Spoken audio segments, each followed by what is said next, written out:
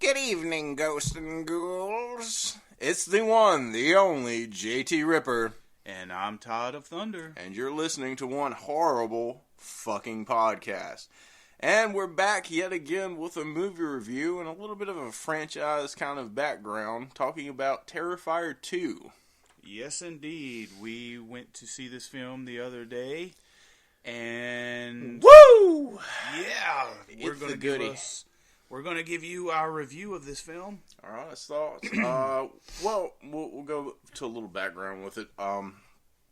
So it all started out from an anthology film called All Hallows Eve, which you can watch on Tubi for free, and you can actually watch Terrifier for free also on Tubi. So if you have time, check out those two, and then come and watch the new one, which I would kind of recommend watching at least Terrifier before watching Terrifier 2, because you might be a little lost, but it does a pretty good job holding your hand.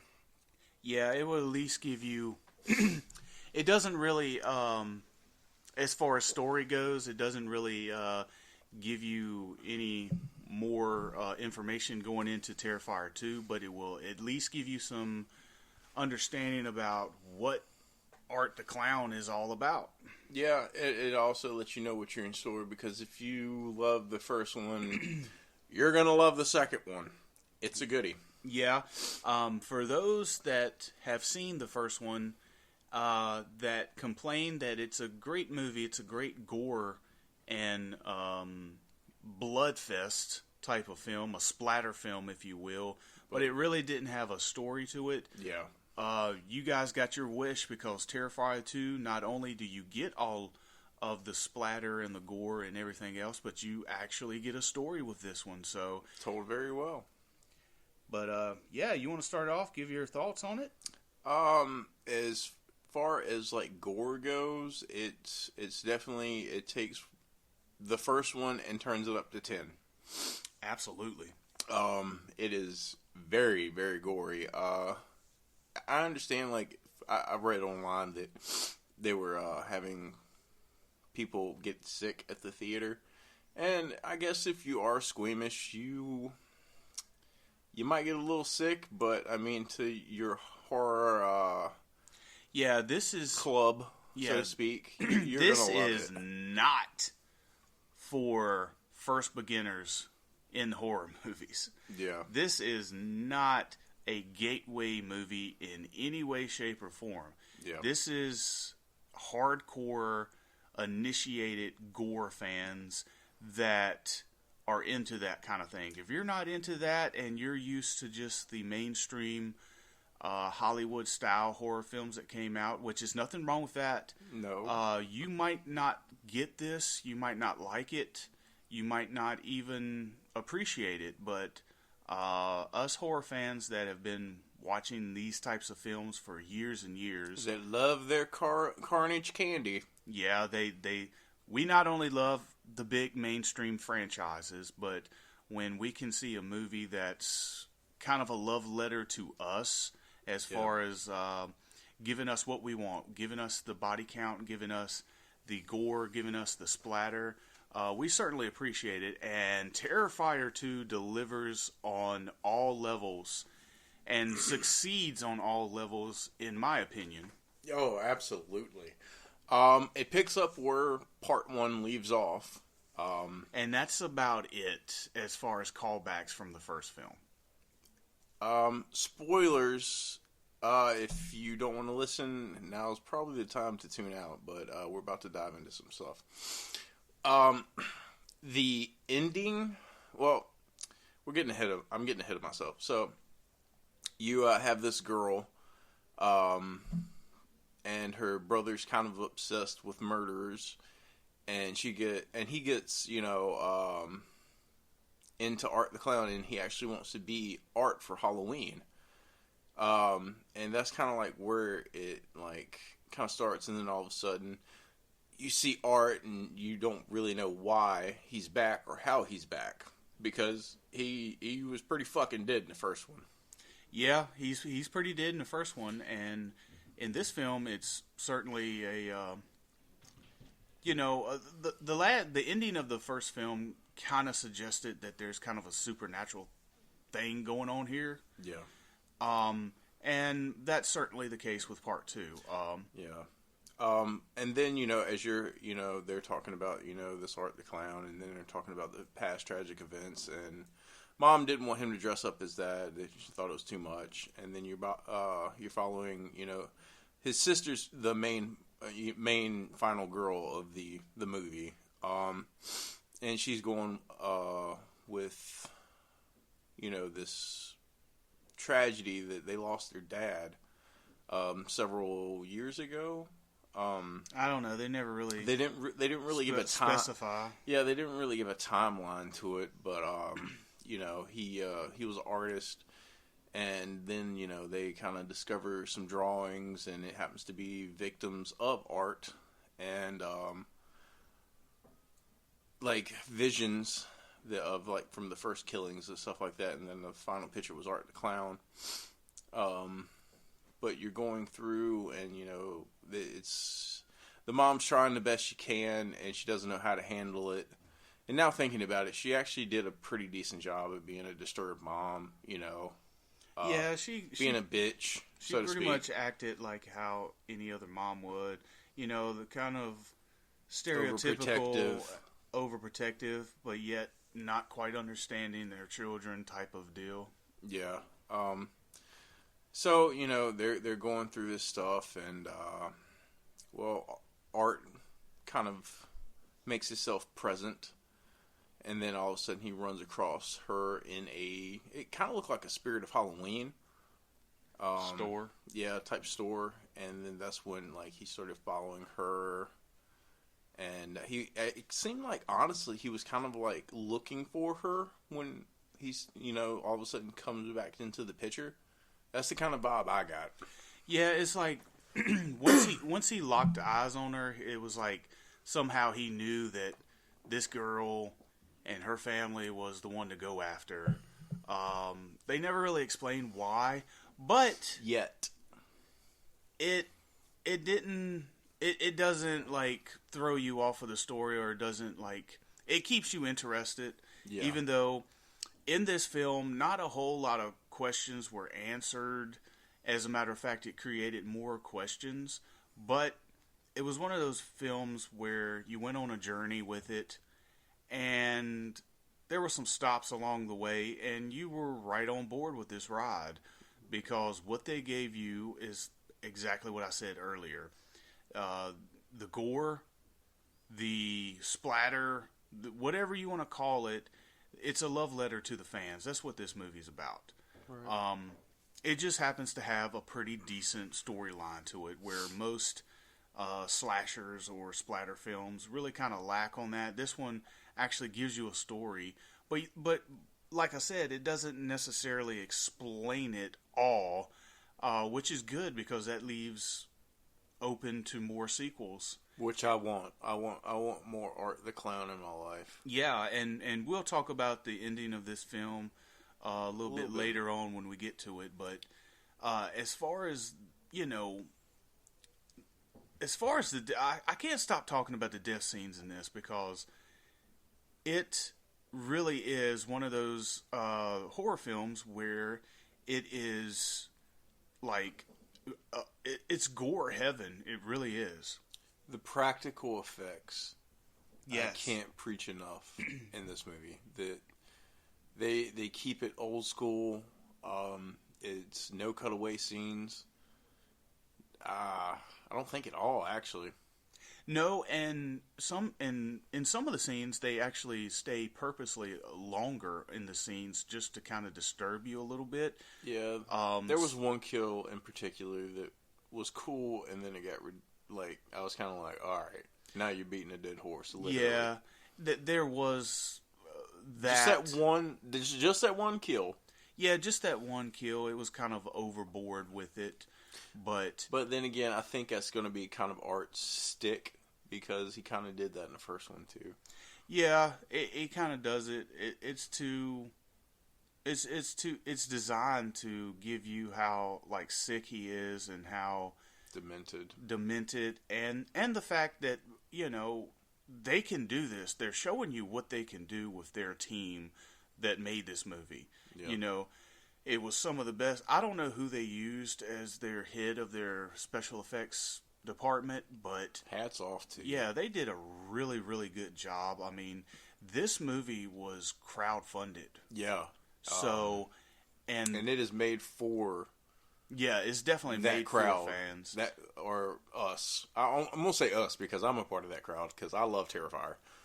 And they certainly used, you know, every bit of revenue that they got that people, you know, pitched in to help. This was like 2 hours and 20 minutes long. And it does not feel like it at all. No, it doesn't feel like it because you're having a really good time while you're watching it. You're confused, but you're wanting to know what's next.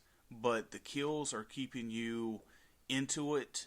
Yeah. So, overall, it was great. I mean, it certainly sets up a third, fourth, fifth. Yeah, fourth, honestly. fifth. I can see this being more than a trilogy. It's not your run-of-the-mill, typical Hollywood theatrical horror movie. No. This is, some people would call it like B-rated or, you know, lowbrow or whatever, but B for brilliant. yeah. This film, like I said, don't expect this to go to all theaters. This one didn't even go to all theaters. We had actually to drive like we drive like half an hour to see this in another town. So but we also did it for Devil's Rejects. It was the same theater actually. well, it was, I mean, not Devil's Rejects. Excuse me, 3 from Hell. yeah, it was 3 from Hell. But it was one of those things. It was in selected theaters. So, but yeah, let's jump into the ending. Tell us what you thought about the ending. Well, to give one thing, when we kind of see Art for the first time, you see him like naked in a dry cleaner after he's washing his clothes after he killed somebody, and like this guy wakes up from a nap that's in the dry cleaners, and he's playing patty cake with this little girl. You see that, but when a guy's looking at him, you just see Art, right, playing patty cake with air, which was weird. That kind of threw me for a loop. You see this little girl throughout the whole movie, and then it's kind of I guess it's presumed to be the first girl he kills. Yeah, the first possibly. girl. Yeah, that's. I think that's what they were trying to go for, because they do have an article in the film, or when they're doing research on Art or whatever. That article does come up about this like little girl that disappeared from like this carnival type of deal. Yeah, and I think that's what she was supposed to be represented. And I believe if this is the first person he killed, it's probably stayed with him throughout possibly all of this. It's like one of those things you always remember your first. Yeah, and she kind of plays a role towards the end because of course the final girl has the final fight with him, and she fucking kills him in brutal fashion, like she should. Yeah, everything in this film is excess and brutal. Yes, very. And, well, his head gets chopped right off his fucking shoulders, and the little girl picks it up and does the whole creepy baby thing with it, and you don't really know what's going on. And then it kind of cuts off towards the end of it. Yeah, and then it's like kind of a mid-post credit scene. Yeah, the mid post credit scene, which does absolutely nothing but open up more questions. But it was cool seeing a little cameo from Chris Jericho. Yeah, Chris Jericho was in it, and he's playing a guard at a insane asylum where the one of Art's early victims, they got mutilated, is in there, and then all of a sudden, well, she starts having a very violent period and taking the blood and putting it on the walls, and it's kind of a Stockholm syndrome of, like her and Art together, and then she's writing all this love stuff and crazy stuff on the wall, and then it kind of cuts back, and she's like pregnant. no time has passed. It's just like split, like couple minutes, and then they start screaming. They run down the hall, and then she starts like gushing blood, and gives birth to Art the Clown's head. Yeah, this is kind of where this... It's awake. Like his eyes are moving and he's smiling. This is kind of where the supernatural shit comes in, but it was fine. Yeah, I mean, don't take this movie like you're watching a Halloween movie. Because by the way, we're trying to explain a splatter film to you with a storyline. So if it sounds fucked up, it is. It is fucked up. It is fucked up. And that's the great thing about splatter films, is that they're fucked up. And this is like your 2022 best like splatter film with a great storyline. Yeah, we're not sitting here saying that this storyline... This is no fucking Silence of the Lambs. Yeah, this isn't Silence of the Lambs type of story. This is a splatter film. This is a slasher film. This is a gore film that happens to have a storyline in it. And a great story at that. It's a great story, but it fits that world. So, yeah. If you're listening and you're confused and you're like, this film sounds fucking stupid, trust me, you just have to watch it and then you'll get it. Yes. So... after we've explained it to you all a little bit, I'm going to jump into, like, my favorite kill of the film. All right. And I'm going to have to go with the guy that was working at the Halloween store. Old school, just chopped his, like right up there in the hairline. Just whack. Yeah. That one, I think I was impressed with that as far as, like, you could tell it was a practical effect. Yeah. And to me, that's so reminiscent of the 80s right there, this is kind of a love letter back to the 80s as well. And, with the electronical 80s sounding music soundtrack in it as well. But that was my favorite kill in the whole film. And there's plenty of deaths, so... what's yours? You kind of took mine, but I'll talk about another scene. I enjoyed the over-the-top kill scene until it went a little bit long. Yeah. When she got scalped, that was fucking brutal. Yeah, she died like 4 times. Yeah, it's like, why won't you die, bitch? Yeah, she was a tough old victim. Honestly, one that got me, that kind of shocked me, was when the mom was like trying to clean the stuff off of her car that she thought her son like vandalized, and then like she wipes it real quick, and then Art the Clown shoots her in the fucking face with a sawed-off shotgun.